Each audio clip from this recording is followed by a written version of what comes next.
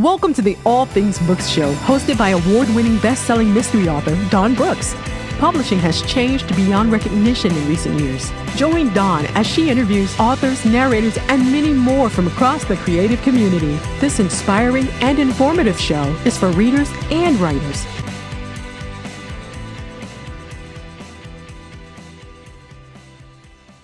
Hello and welcome to this episode of the All Things Books Show. For the eagle-eyed and avid watchers of the show, you will have noticed that over the past 2 weeks there hasn't been a show on YouTube, and that's obviously because, well, it might not be obvious to you depending where you are in the world, but it was because of the sad news that Queen Elizabeth II had died, and the United Kingdom went into a period of national mourning, and we felt it only right, or I felt it only right, to observe that period of mourning. So this will be the first episode, the week after the funeral, and it's also an episode with a difference because I've got a launch coming up on Friday. It's a launch of book 11 in my Rachel Prince mystery series, and so I'm going to do something different. I'm going to do an author reading, and there'll be a trailer first and then an author reading where I'm going to read the first chapter of this new book and you can decide for yourself whether you like the look of it, like the sound of it, and whether you might like to grab a copy yourself. So here we go.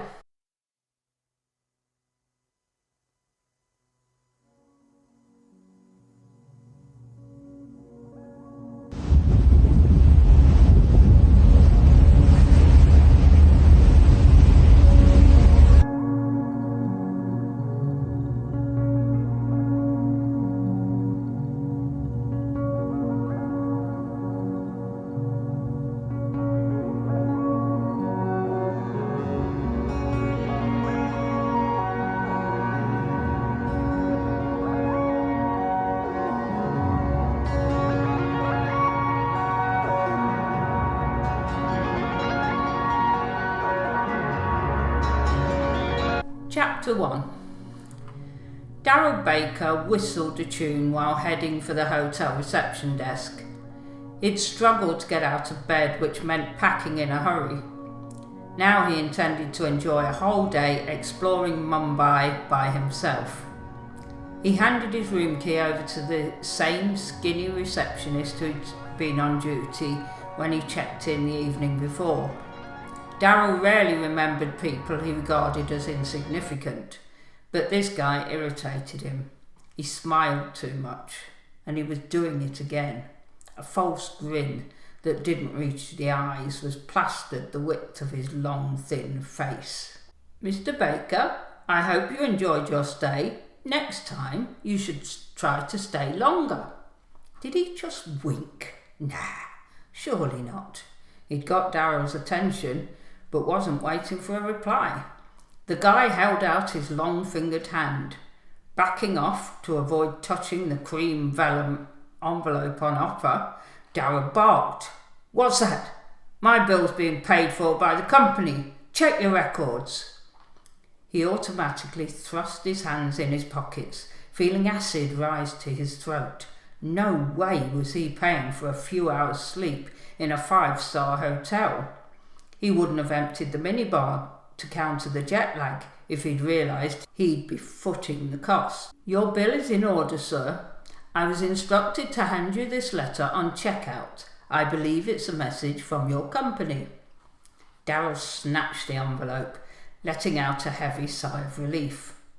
It wouldn't surprise him if the annoying bloke had already looked inside. Turning his back on the reception desk, he ripped the envelope open. His jaw dropped when he read the contents. "Now?" He spun his head back in the receptionist's direction, but the guy had moved on and was already focusing his pasted-on smile towards someone else. Darryl scrunched the note up tight and threw it at a nearby bin. It missed by a couple of inches, but so what? Darryl turned to go. You might want to pick that up. He would have ignored the interference, except he recognised the deep baritone Texas accent. This day couldn't get any worse. He spiralled on his heels, eyeing the thrown-away note on the floor next to a pair of brown shoes, polished to within an inch of their life. Oops, didn't realise I'd missed. The glowering Earl Spence didn't budge when Darryl bent down to pick up his rubbish. They both knew he didn't believe a word. We meet at last. The silver-grey-haired man with a neatly trimmed moustache was as condescending in person as he was online. Darryl felt a knot tighten in his stomach, already regretting donning Bermuda shorts and a white vest for his day out. How was he to know he'd been meeting the PR officer face to face for the first time? Earl was the man Darryl suspected would have a major, if not final, say on his upcoming promotion. In Darryl's mind, the promotion was a foregone conclusion, but something in Earl's tone sent alarm bells shooting through his head. Surely the man wouldn't hold a small thing like tossing a bit of litter against him. Time to reset. Straightening up, he held out his hand. Wonderful to meet you face to face, Mr. Spence. What a coincidence running into you. Are you on vacation? Kind of, said the Texan, a tight-lipped grin suggesting there were more shocks to follow. Darryl's hand felt sweaty as Earl's penetrating grip released it. His self-assured confidence was diminishing by the second. I believe you got our note, Earl said scornfully, staring at the letter in the bin. You need to wait over there. He inclined his head towards a table upon which a man sporting a white turban was laying tea trays.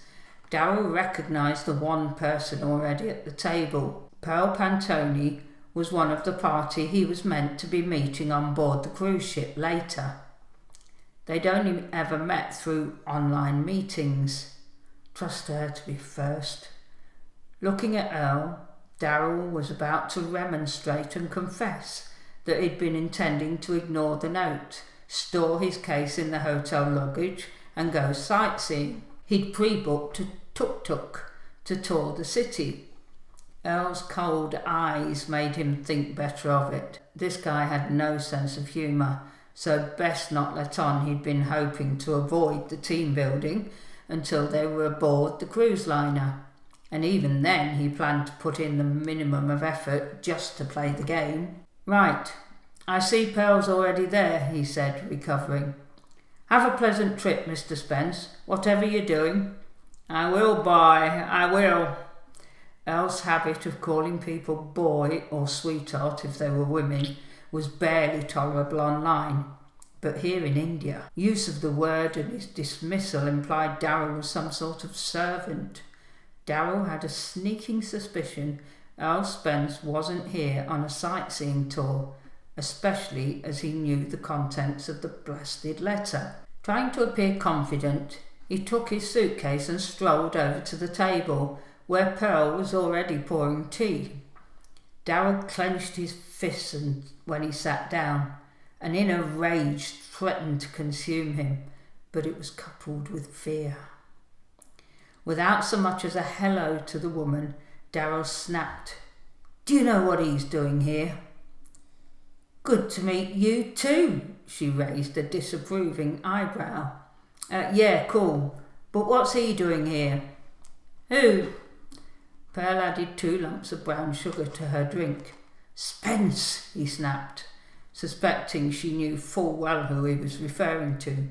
He was being unreasonable, but he didn't have to care about offending her. She was a weakling, and Darryl Baker didn't tolerate weaklings. He had no reason to impress her.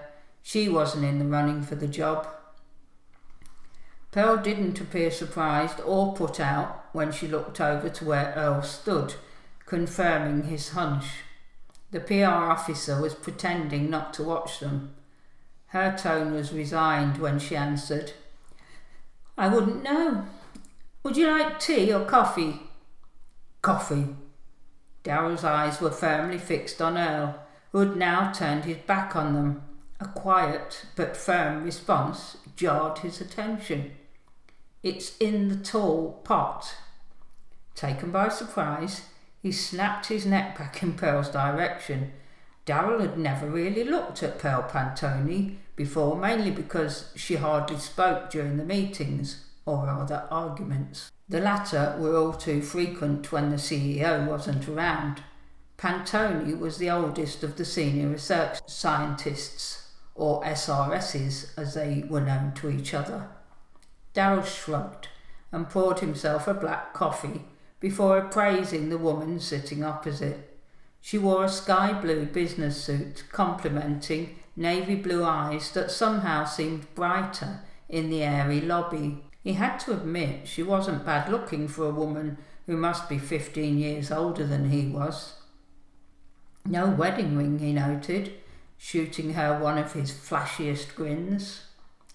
Seems weird, doesn't it? Us not meeting in person before. I feel like we know each other. But don't, if you know what I mean. 1-0 to me, he thought, as the corners of her lips inched upwards and her cheeks flushed slightly. To be honest, I'm worried about meeting everyone. I'll be the oldest here. Really? You don't look much older than me, he lied. But then you do work for Rejuvenescence Pharma, he burst out laughing at his own joke. Pearl's cheeks flushed a deeper red as she giggled. Do you think so? Absolutely. And don't be concerned about meeting the others. We're all in the same boat. Ship, she corrected. He laughed again until he realised from her serious expression she hadn't been making a joke.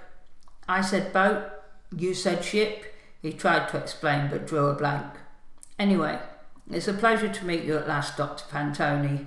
He offered his hand and she shook it. How was London when you left? I was born there, you know. I wondered about your accent, and please call me Pearl. You have a sort of American London twang. It's nice, she flushed again. You can take the boy out of London, but you can't take London out of the boy, he said, grinning. You're better off where you are. London was freezing cold when I left, but I'm homesick already. I only ever travel abroad for work. This will be my first holiday, if that's what team building is. How was your flight? Long. And the jet lag's a pain, I have to say. New York was pretty cold when I left as well. If I'm honest, I was hoping to get a tour of Mumbai today before boarding the ship. Then I got the summons, so here I am. I take it you got one too. He'd already spotted the envelope jutting out of the side pocket of her handbag. I suppose the others will receive the same thing. It appears team building starts here and now. I suspect this trip's going to be full of surprises. Pearl's eyelids dropped towards her cup. What makes you say that? Daryl's heart pounded as more acid attacked his throat. Because, in my experience, when a big promotion's up for grabs, the boss and her sidekick are usually very hands-on. The vultures also come out. I don't believe team building is the top priority. It's just a smokescreen to get us to drop our guard. Earl's presence suggests Dr. Stone hasn't yet made her mind up. If I were to hazard a guess at why he's here, it would be that she summoned him to make sure they choose the right person. Her eyes locked on Daryl's, not gloating, more like telegraphing a message with an air of sympathy. Daryl's stomach lurched. Are you suggesting Spence is coming on the cruise?